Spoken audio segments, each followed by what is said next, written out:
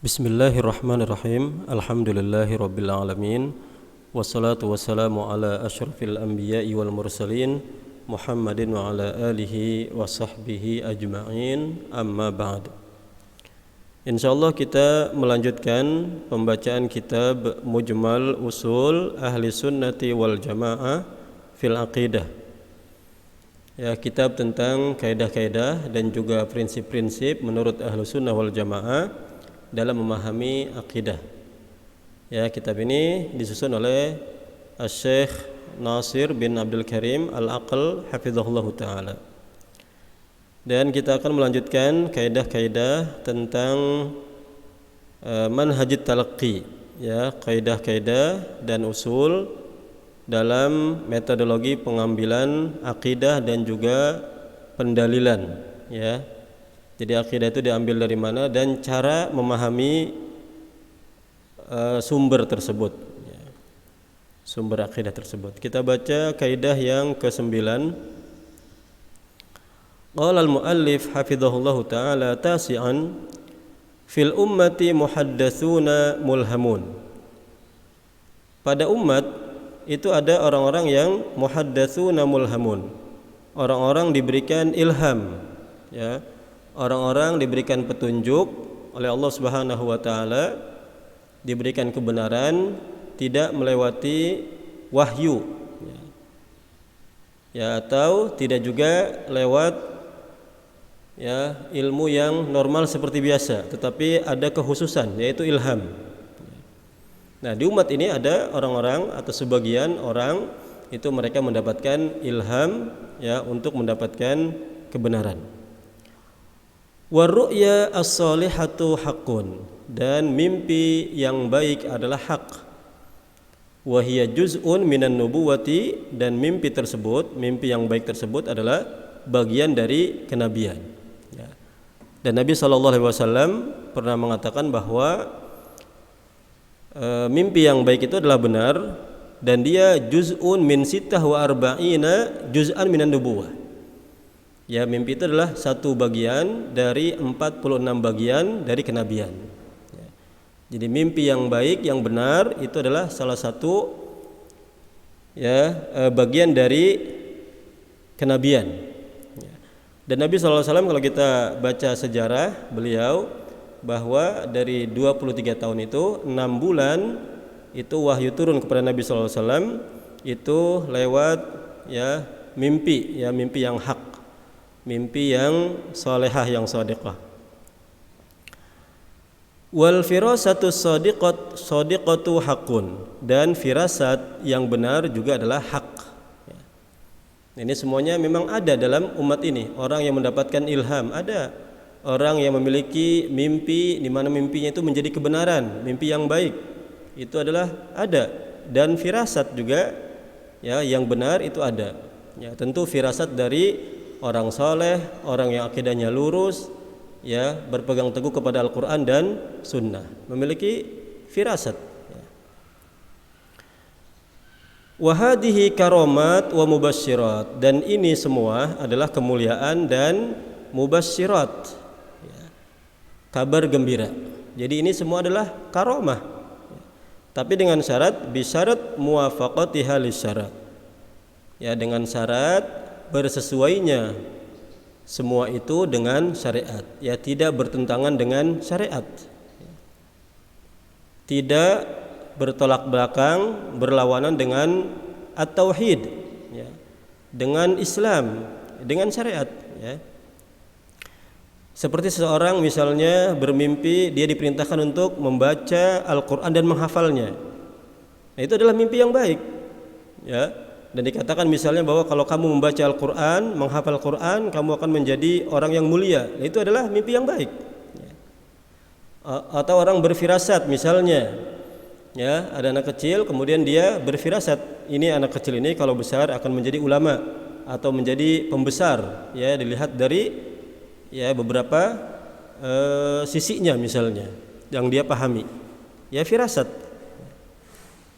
Atau orang mendapatkan ilham. Nah, ini semuanya adalah kemuliaan dan kabar gembira, karomah, dengan syarat bahwa semuanya itu adalah berjalan sesuai dengan syariat, ya, tidak bertentangan dengan syariat. Kalau ada mimpi atau ilham atau firasat yang berseberangan dengan syariat, nah itu ya bukan kemuliaan dan bukan kabar gembira. Justru itu adalah pelanggaran, itu maksiat. Apalagi yang berseberangan dengan akidah. Misalnya seseorang bermimpi, dalam mimpinya diperintahkan untuk datang ke suatu kuburan dan berdoa di kuburan tersebut. Nah, ini adalah mimpi yang bukan mimpi solehah, ya, bukan mimpi yang baik. Ini adalah perintah untuk maksiat, perintah untuk ya berbuat syirik. Ya, mimpi misalnya diperintahkan untuk main judi. Nah, ini mimpi yang bukan mimpi yang baik seperti itu.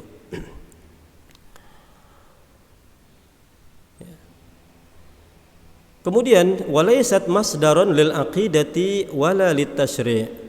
Dan ini semua ya ilham, kemudian mimpi yang baik, kemudian firasah, laysat bukan masdaron sebagai sumber lil aqidah untuk akidah wala lit tasyri', dan tidak juga sumber dari syariat, ya.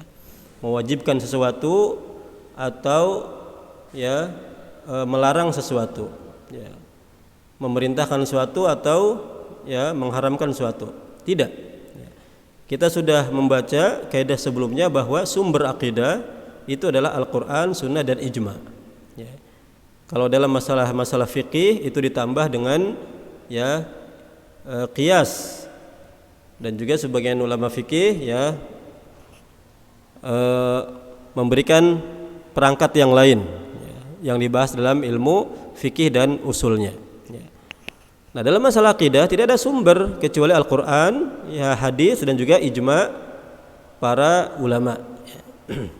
Tidak boleh ilham, ya, mimpi ini semuanya dijadikan sebagai sumber akidah, ya. Kaidah selanjutnya, al-mira'u fid dini madmum. Ya, debat kusir dalam masalah agama itu tercela.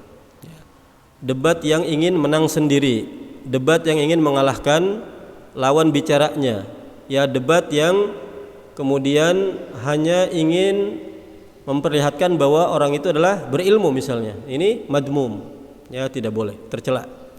Wal mujadalatu bil husna masyru'atun, dan berdebat dengan cara yang baik itu adalah disyariatkan. Ya, debat ingin mencari kebenaran, debat dengan tenang, debat dengan menggunakan dalil-dalil, ya, burhan, ya, dengan data, dengan fakta, ya, yang tujuannya adalah memang ya mencari mana yang benar. Ya, debat antara misalnya ulama dari kalangan Muslim debat dengan agama yang lain, ya, Kristen atau Buddha, Hindu, ya, yang mana tujuannya adalah memperlihatkan kebenaran Islam dan juga memperlihatkan kesesatan agama yang lain dengan cara yang baik, ya, dengan kata-kata yang baik. Nah, ini disyariatkan. Atau mendebat para ahlul bid'ah, mendebat orang khawarij, ya, mendebat orang syiah dengan mendatangkan dalil, mendatangkan pemahaman yang baik, ya, ada faktanya, ada datanya yang valid misalnya. Nah, itu adalah debat yang disyariatkan untuk memperlihatkan kebenaran, ya, dan memperlihatkan kebatilan bagi orang yang mengikutinya atau meyakininya. Wa ma sahha an-nahyu 'anil khawdi fihi, dan apa yang telah sahih, ya, maksudnya hadis, an-nahyu 'anil khawdi fihi, larangan untuk berdebat di dalamnya. Ya, kalau ada hadis yang melarang kita berdebat dalam suatu perkara, wajaba imtisalu dzalik, ya, wajib mempraktekkan ya apa yang Nabi SAW katakan tersebut. Ya, Nabi SAW melarang kita berdebat dalam masalah ya Al-Quran misalnya, satu ayat bertentangan dengan ayat yang lain, ya, maka wajib untuk mengikuti bimbingan Nabi SAW. Jangan membahas terlalu dalam masalah ini, jangan berdebat dalam masalah ini. Debat masalah takdir, ya, takdir ada atau tidak, bagaimana hakikatnya, itu adalah ya ilmu Allah Subhanahu wa taala. Adapun muslim dia hanya ya taat kepada apa yang Allah Subhanahu wa taala sampaikan dan Rasul ajarkan. Ya, tentang takdir Allah menjelaskan, tentang takdir Nabi juga menjelaskan, maka wajib untuk taat, ya, mengikuti Allah dan juga Rasulnya. Wa yajibu al-imsaku anil khawdi fima la ilma lil muslimi bihi. Wa yajibu, dan wajib, al-imsak, menahan diri, anil khawdi, dari berdebat, berdebat terlalu dalam, fima la ilma lil muslimi bihi, terhadap suatu yang tidak ada ilmu bagi seorang muslim. Wa tafwidu ilmu dzalika wa tafwidu ilmi dzalika ila alimihi subhanahu, dan menyerahkan ilmu hal tersebut kepada zat yang mengetahuinya, yaitu Allah Subhanahu wa taala. Hal-hal yang seorang muslim, seorang manusia tidak bisa memahaminya, tidak bisa mengetahuinya, ya sudah, jangan dijadikan perdebatan, ya, dan diserahkan hal tersebut kepada Allah Subhanahu wa taala. Ya. Misalnya Allah Subhanahu wa taala yang menjelaskan kepada kita bahwa Allah memiliki penglihatan, ya, memiliki pendengaran, ya, kita imani. Tapi jangan dibahas bagaimana penglihatan Allah, ya, bagaimana bentuknya, ya, bagaimana hakikatnya. Itu Allah tidak menjelaskan kepada kita. Nah, maka yang seperti itu adalah kita serahkan kepada Allah Subhanahu wa taala. Ya, Allah Subhanahu wa taala mentakdirkan apa-apa yang terjadi di dunia ini, ya. Apa yang ada dalam dalil yang dijelaskan para ulama, itu yang kita ambil. Jangan terlalu dalam kemudian, ya, keluar dari area yang sudah diporsikan untuk kita. Kemudian, ya, mengkritik Allah Subhanahu wa taala dalam masalah takdir misalnya, ya, naudzubillah, maka tidak boleh. Kita wajib untuk menahan diri, ya, dari berdebat pada hal-hal yang kita ini tidak ada ilmu padanya. Kaidah berikutnya, kaidah ke-11, yajibul iltizamu bimanhajil wahyi fir raddi kama yajibu fil i'tiqadi wat taqrir. Wajib berpegang teguh dengan manhaj wahyu, maksudnya dengan metode, ya, Al-Quran dan Sunnah, cara Nabi SAW fir raddi, dalam membantah, kama yajibu, sebagaimana wajib, fil i'tiqadi wat taqrir, dalam berkeyakinan dan menjelaskan kebenaran, ya. Sebagaimana kita menjelaskan kebenaran itu dengan metode wahyu, ya, metode Nabi SAW, ya, menjelaskan dengan dalil, ya, dalil dipahami dengan cara yang benar, pemahaman para sahabat. Nah, itu adalah, ya, cara menjelaskan, ya, cara kita meyakini sesuatu. Maka sama dengan membantah juga, rad. Dalam membantah, dalam menjelaskan suatu kesalahan, maka harus menggunakan manhaji al-wahyi, ya, cara Nabi SAW, ya, manhaj an-nubuwah. Nah, bagaimana di antara contohnya? Fala turaddul bid'atu bi bid'atin, maka tidak boleh dibantah bid'ah dengan bid'ah. Ya, bid'ah harus dibantah dengan sunnah. Maka suatu kesalahan dalam membantah adalah, ya, bid'ah dilawan dengan bid'ah, kesalahan dilawan dengan kesalahan. Ya, contohnya misalnya muncul bid'ah khawarij, pemikiran khawarij dibantah dengan pemikiran murji'ah. Nah, ini adalah kesalahan.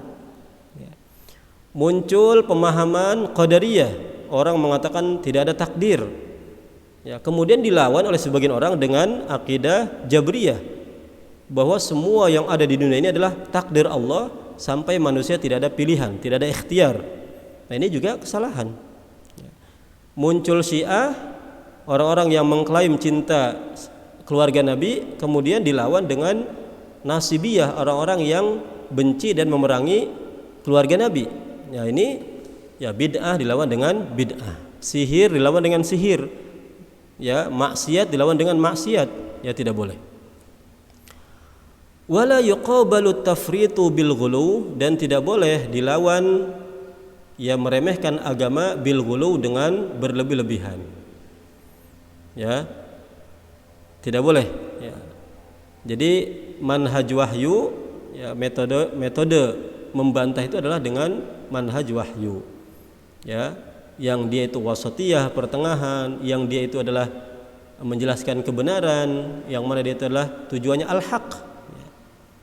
Maka meremehkan tidak boleh dilawan dengan berlebih-lebihan. Walal aqas, dan tidak juga sebaliknya.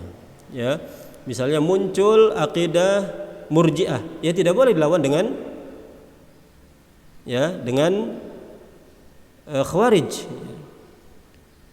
Orang berlebihan dalam masalah atau meremehkan dalam masalah berhukum dengan hukum Allah Subhanahu wa taala, ya, maka jangan dilawan dengan pemahaman yang keras yang mengatakan, ya, orang yang meremehkan misalnya kafir semua dan sebagainya. Tidak, ya. Ya, tapi semuanya adalah menggunakan manhajul wahyi. Ke-12, kullu muhdatsatin fid dini bid'atun. Semua hal yang baru dalam masalah agama, ya, hal yang baru dalam masalah agama, ya, bukan masalah dunia. Bid'atun adalah bid'ah. Ya. Jadi yang disebut dengan bid'ah itu adalah perkara baru dalam masalah agama, baik akidah, baik pemikiran atau juga ibadah, ya. Nah, itu bid'ah. Wa kullu bid'atin dhalalatun, dan semua bid'ah adalah sesat. Nah, ini prinsip ahlu sunnah wal jamaah, bahwa semua bid'ah adalah sesat. Wa kullu dhalalatin finnar, dan semua, ya, kesesatan adalah adanya di neraka. Ya, wallahu taala a'lam.